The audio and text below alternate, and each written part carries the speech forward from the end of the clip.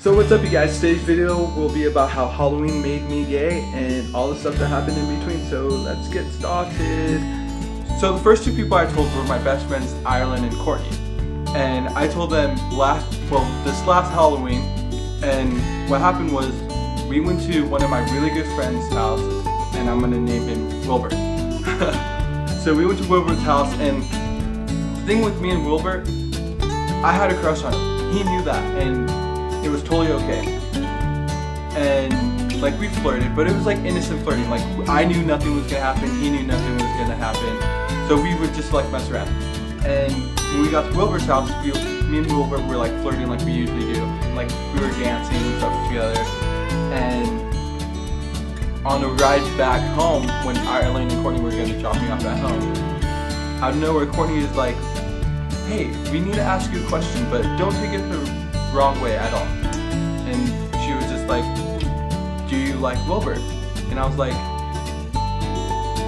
I spoke without thinking, and I was just like, "Yes."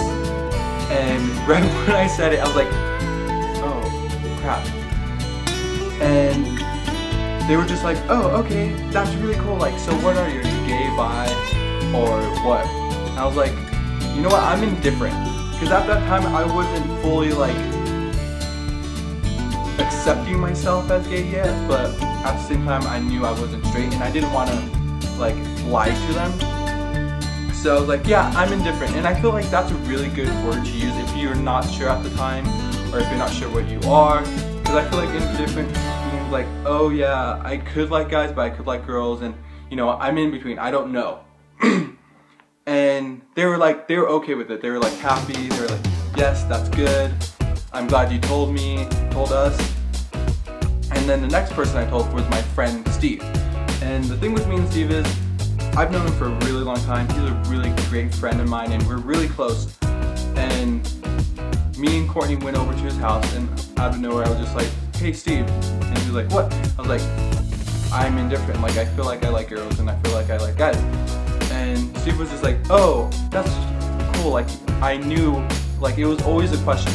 Like I knew you could be gay, I knew you could be bi, or maybe you're just straight. And the thing with Steve was like, he's one of those people, he'll tell you how it is. And him, Ireland, and Courtney were the only people I told before I posted the video. And there were those people that I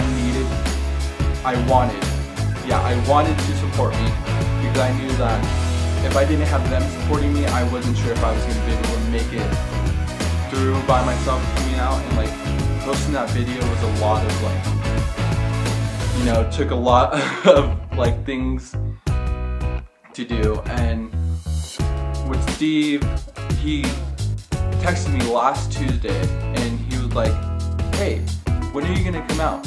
And I was like, "Ha ha ha, like I already came out to you, what are you talking about?" And he's like, "No, I mean to everybody else."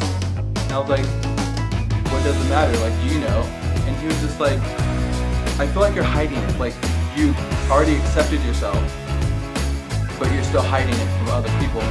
And you know what, that was true. I had already like decided like, yeah, you know what, I am gay, but I wasn't telling anybody, and that's like something that I was absentmindedly putting myself back in the closet after telling like the first 3 people. Like I should have told more people. And at that moment I was like, you know what, I'm gonna make a video. And although I had already decided I was gonna make a coming out video, but I wasn't planning on making one until summer.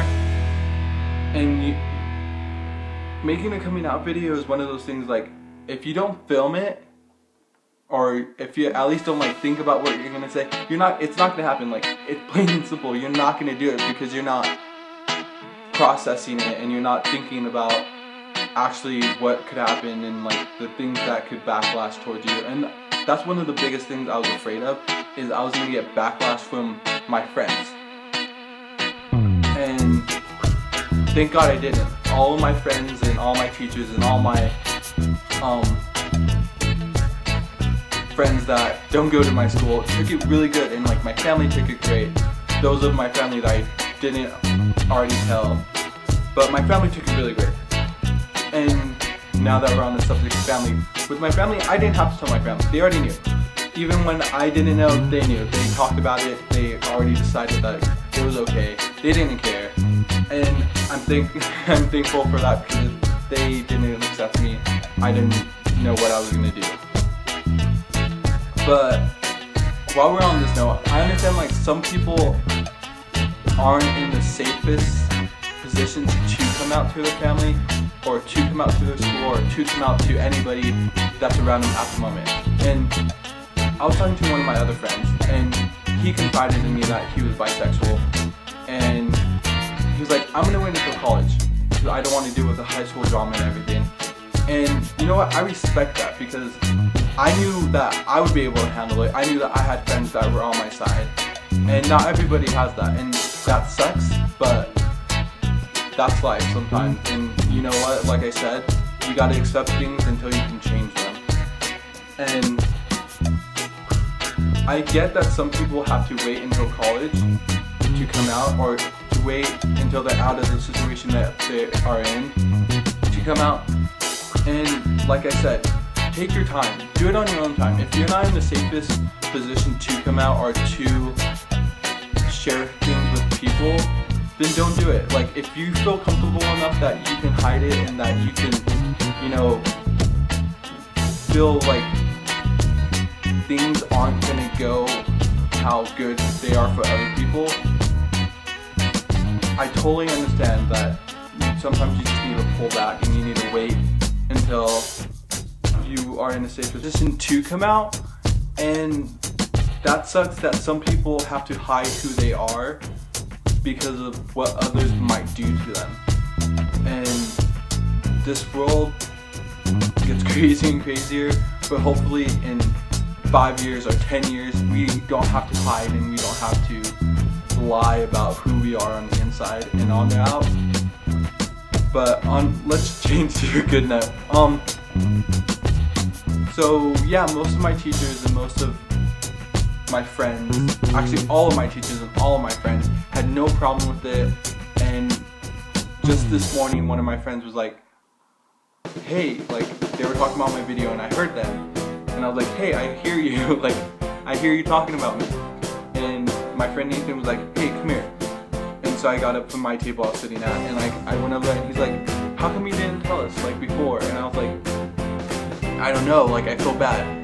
And one of my really good friends, Rory, was right there, and I was like, I feel bad I didn't tell you. I should have told you before I posted the video. And he's like, no, it's okay. And my friend Nathan was like, we still love you. You're like a good friend of ours. And I got so happy, because it's like, honestly, with them, like, we don't agree on everything, but they are those type of people, like,